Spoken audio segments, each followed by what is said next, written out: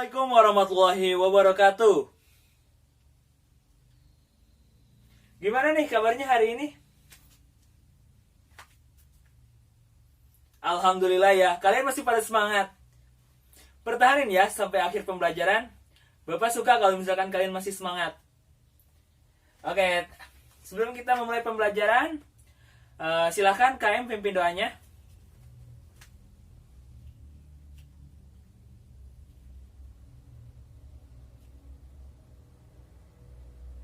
Amin ya rabbal alamin. Baik, untuk pertemuan kali ini apakah ada yang tidak hadir?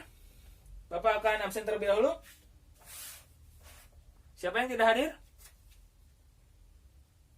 Lutfi kemana Lutfi? Sakit? Sakit apa? Oh, diare. Jadi kita doakan supaya Lutfi cepat sembuh, supaya cepat bisa kumpul lagi bersama kita di kelas ini. Ada lagi yang lain yang tidak hadir? Lutfi aja? Baik kalau gitu, terima kasih.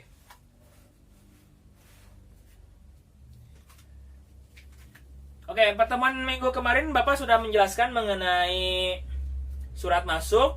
Ada yang masih ingat? Oke. Nah, Bapak review kembali ya. Pertemuan kemarin.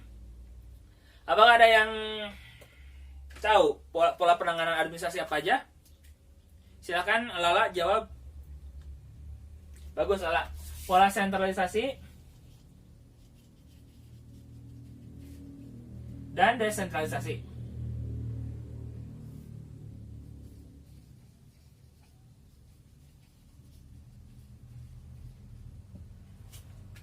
Oke, Rama silakan jelaskan apa yang dimaksud dengan pola sentralisasi dan pola desentralisasi.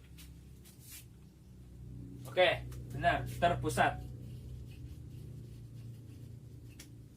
Dan ini di bagian.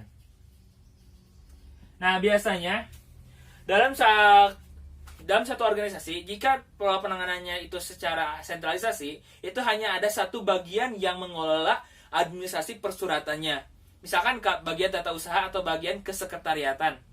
Nah, kalau misalkan di bagian di divisi-divisinya tersebut, mereka mempunyai sekretarisnya masing-masing gitu. Nah, biasanya di sentralisasi itu dilakukan oleh perusahaan-perusahaan pemerintah, kita sebut aja BUMN, dan perusahaan kalau desentralisasi itu perusahaan swasta biasanya yang menganutnya.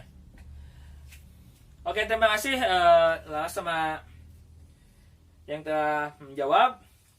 Kita masuk ke pertemuan hari ini, surat masuk. Ada yang udah memahami pengertian surat masuk apa? Betul. Betul Rama, terima kasih. Surat masuk itu surat yang dikeluarkan organisasi. Nah, ini ada faktor yang menyebabkan organisasi mengeluarkan surat. Yang pertama itu apa? Surat keluar. Faktornya itu yang pertama, karena menjawab. Kedua, karena kebutuhan. Dan yang ketiga, Ali? Oke, betul. Terima kasih Ali. Informasi.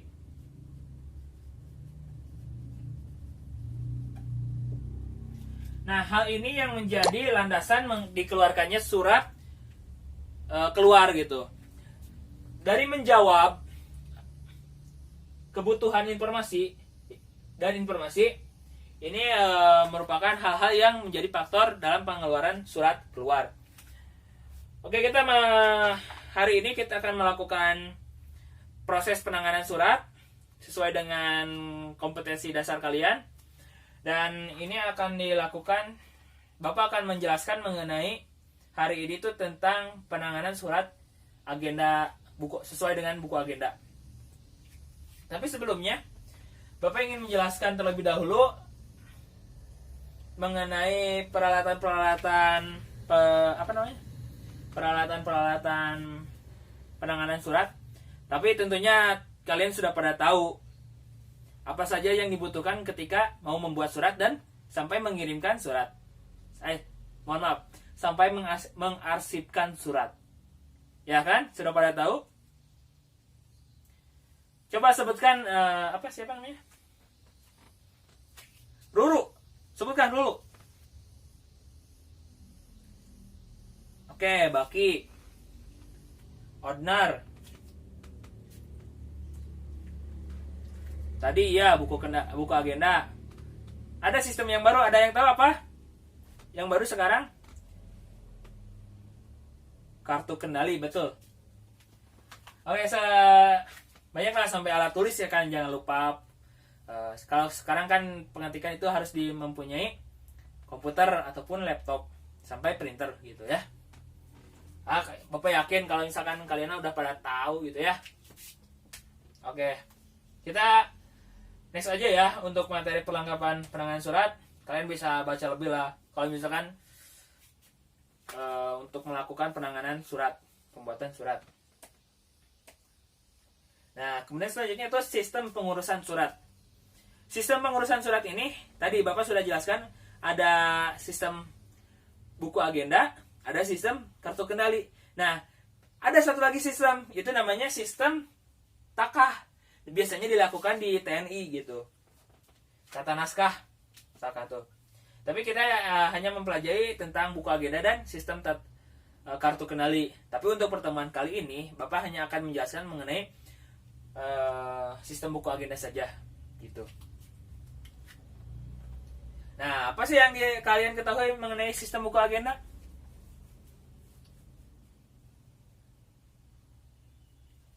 Oke, terima kasih Lala. Sistem buku agenda ini merupakan sistem pola lama. Walaupun pola lama, tetapi masih ada yang masih digunakan gitu dalam organisasi-organisasi. Oleh karena itu, meskipun ini menghambat jalurnya organisasi karena ini hanya bisa dilakukan oleh satu orang gitu dalam penanganan suratnya. Sedangkan kartu kendali, apa bedanya? Coba sebutkan Lutfi. Lutfi sakit. Siapa nama kamu teh? Ali. Maaf. Silakan jelaskan sistem kartu kendali. Harusnya itu kebalikannya, harusnya kamu tahu.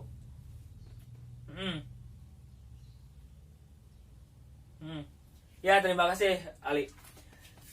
Betul kata Ali, sistem kartu kendali ini merupakan sistem pola baru dan proses penanganannya itu dapat dilakukan oleh banyak orang gitu, sehingga proses administrasi, proses birokrasi itu dapat dilakukan secara istilahnya cepat gitu.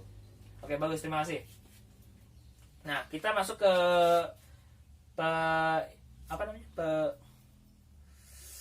penanganan surat, pengurusan surat. Ya, di sini ada 11 langkah yang biasanya dilakukan dalam proses penanganan surat keluar dari organisasi. Yang pertama itu adalah pembuatan konsep. Nah, biasanya pembuatan konsep ini dilakukan oleh seorang pemimpin ataupun pemimpin menyuruh ke konseptor. Nah, nanti setelah dibuatan konsep, tentunya harus disetujui. Misalkan nanti harus ada persetujuan. Ini langkah kedua ya, persetujuan. Yang tadi adalah pembuatan konsep. Langkah kedua itu persetujuan konsep.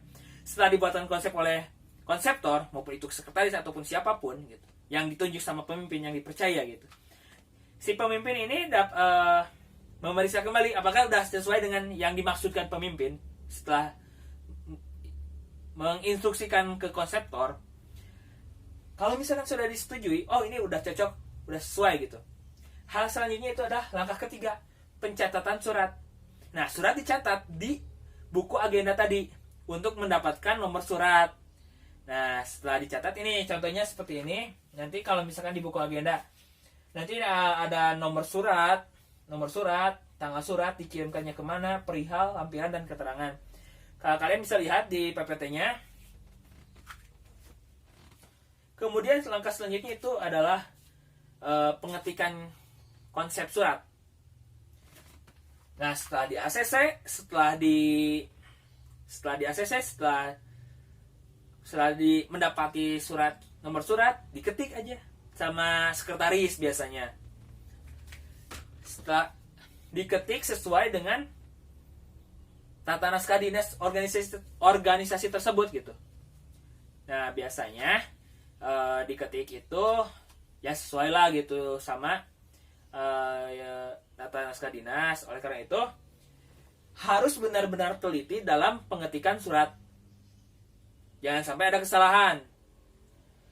Sekarang salah nama penerima, salah alamat dikit, itu berakibatkan fatal. Surat nanti tidak dapat sampai. Dapat dipahami? Oke, bagus. Yang selanjutnya itu adalah pemeriksaan pengetikan. Takutnya ada yang tipu. Siapa yang suka tipu? Nah, pokoknya tetap harus benar-benar diteliti. Setelah diketik, print, dicek kembali sama pemimpin tuh, sama konseptor. Diperiksa itu apakah sudah sesuai dengan maksud yang dimaksudkan gitu, sesuai dengan tujuan yang dimaksudkan.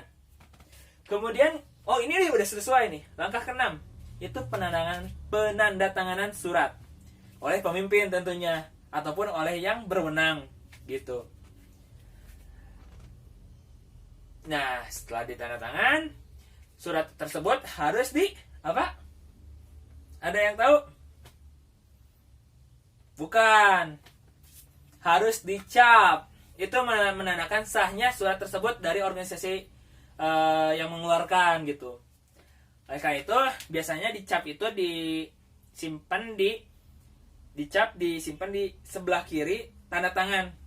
Nah, tapi harus masuk ke si tanda tangan tersebut harus tercap gitu. Tapi tidak semuanya, di sebelah kirinya aja. Istilahnya di awal kalimat gitu. Oke, selanjutnya melipat surat. Bapak contohkan. Tentunya ini ada kertas HPS. Nah, ini biasanya di dalam pelipatan surat resmi itu seperti ini.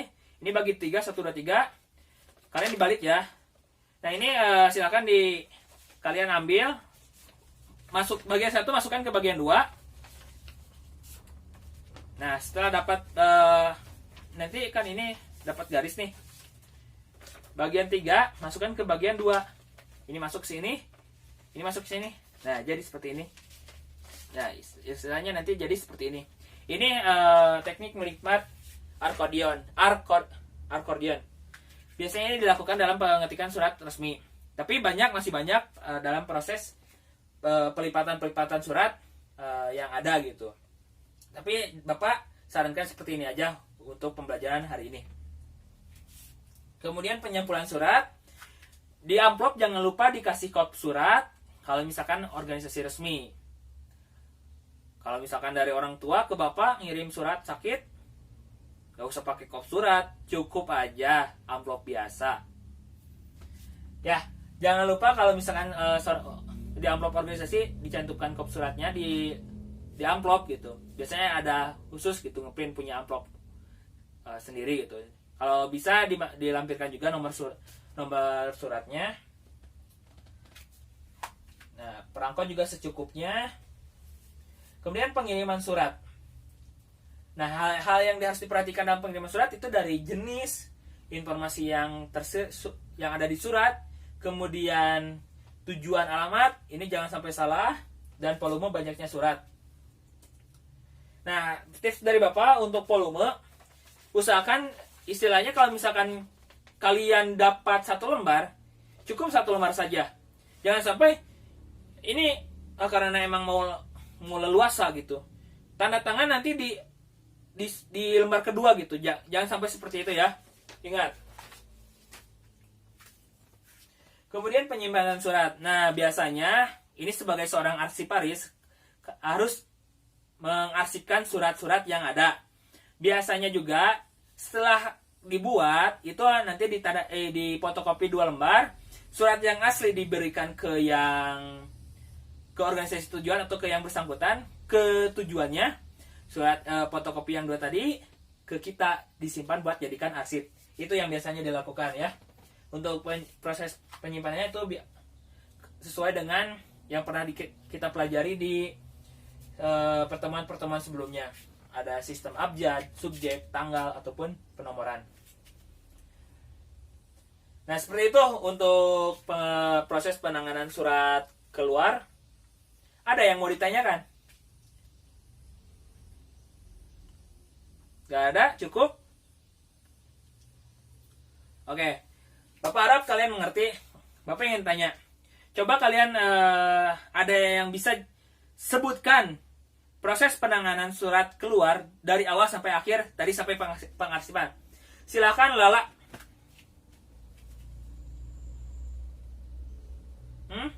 Oke, bagus. Oke, cukup. Ada yang mau nambahkan?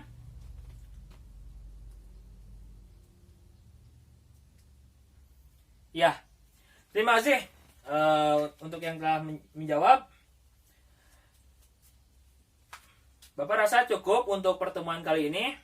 Bapak harap anak-anakku sekalian tetap meningkatkan proses belajarnya, karena ini buat kalian nanti di dunia kerja kelak. Oleh karena itu, Bapak simpulkan kembali, sebagai seorang sekretaris, sebagai seorang administrasi, kita harus benar-benar teliti dalam pengelolaan surat, mau itu surat keluar ataupun surat masuk. Dan tentunya hal ini menjadi landasan gitu buat kalian nanti kerja ataupun apa gitu. Mau melamar kerja juga harus benar untuk pembuatan suratnya seperti apa, kan ada itunya. Tapi di sini kita ngebahas kalau misalkan kalian sudah kerja ya. Jadi ya Bapak harap kalian terus belajar semaksimal mungkin, terus pelajari supaya kalian buat surat tuh lancar gitu, beres gitu ya.